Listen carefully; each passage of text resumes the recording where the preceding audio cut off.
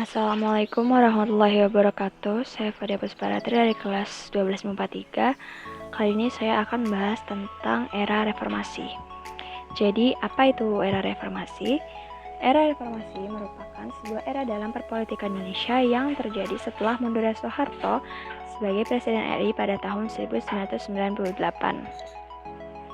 Lalu, apa latar belakang dari reformasi? Akhirnya reformasi ditandai dengan krisis ekonomi dan politik pada akhir kekuasaan Orde Baru yang terjadi karena banyaknya korupsi, kolusi, dan nepotisme atau disingkat KKN. Selain itu, kepemimpinan Soeharto yang sangat otoriter membuat rakyat tidak puas sehingga menimbulkan demonstrasi besar-besaran di seluruh Indonesia. Selanjutnya, apa yang dilakukan Soeharto ketika mahasiswa melakukan demonstrasi? Puncak gerakan mahasiswa tahun 1998 sekitar pukul 15 waktu Indonesia Barat, mahasiswa menduduki gedung DPR, MPR dan menuntut pengunduran diri Presiden Soeharto. Karena semakin terdesak akibat demonstrasi tersebut, akhirnya pada 21 Mei 1998, Soeharto secara resmi menyatakan berhenti menjabat sebagai Presiden Indonesia di Istana Merdeka. Lalu, apa saja tuntutan mahasiswa angkatan 1998 untuk reformasi?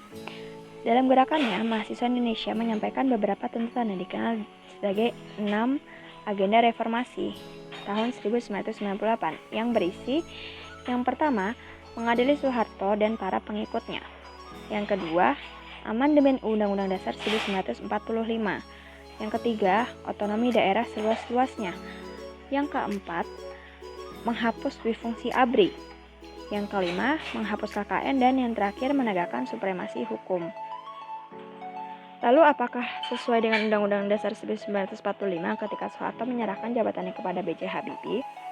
Di dalam surat pengunduran diri Presiden Soeharto dengan memperhatikan ketentuan pasal 8 Undang-Undang Dasar 1945, Presiden Soeharto memutuskan untuk berhenti dari jabatannya sebagai Presiden dan digantikan oleh Wakil Presiden Republik Indonesia, yaitu Profesor H.B.J. Habibie yang akan melanjutkan sisa waktu jabatan Presiden Mandataris MPR tahun 1998 sampai 2003.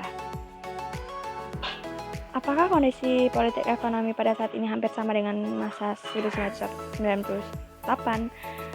Tidak, karena pada tahun 1998 Indonesia dihantam badai krisis ekonomi dan politik, demonstrasi mahasiswa dan kerusuhan sehingga penjarahan di sejumlah daerah khususnya di DKI Jakarta. Lalu apa yang akan saya lakukan jika sebagai pemuda yang menjadi agen perubahan ketika kondisi politik ekonomi yang tidak baik seperti pada tahun 1998? Yang akan saya lakukan sebagai pemuda yaitu saya harus ikut serta dalam gerakan mahasiswa dan mendorong agar aksi-aksi mereka bisa berjalan dengan lancar. Pertanyaan selanjutnya, apakah realisasi reformasi saat ini sudah sesuai tuntutan mahasiswa? Dari sisi positif reformasi yaitu kebebasan pers, jaminan menyampaikan pendapat, tegaknya hukum, meningkatkan budaya hukum, kebutuhan akan kepastian hukum sudah berjalan. Secara umum, 6 agenda reformasi sudah dilaksanakan, namun kualitas pelaksanaannya masih banyak kekurangan. Dan pertanyaan terakhir adalah, menurut Anda, akankah kejadian demonstrasi tuntutan mahasiswa akan terjadi kembali saat ini atau di masa yang akan datang seperti pada tahun 1998? Tidak, karena peristiwa Mei 1998 ini merupakan klimaks dari ketidakpuasan terhadap Orde Baru.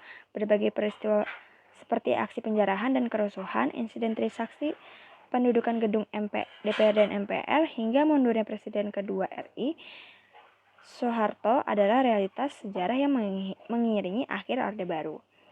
Sekian penjelasan dari saya, kurang lebih mohon maaf. Wassalamualaikum warahmatullahi wabarakatuh.